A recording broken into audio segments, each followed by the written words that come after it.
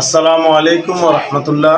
আমি Mohammad Zakaria Munshi, Chhagalnaiya model school and কলেজের অষ্টম শ্রেণীর আজকে বিজ্ঞান বিষয়ের একটি গুরুত্বপূর্ণ টপিকস আমরা আলোচনা করব। টপিকসটা হচ্ছে অমেরুদণ্ডী প্রাণীর শ্রেণীবিন্যাস। অমেরুদণ্ডী প্রাণীর শ্রেণীবিন্যাসকে কত ভাগে ভাগ করা হয়েছে বা কত পর্বে ভাগ করা হয়েছে, প্রত্যেক পর্বের বৈশিষ্ট্য এবং বাসস্থান সম্পর্কে আজকে আমরা শুনব।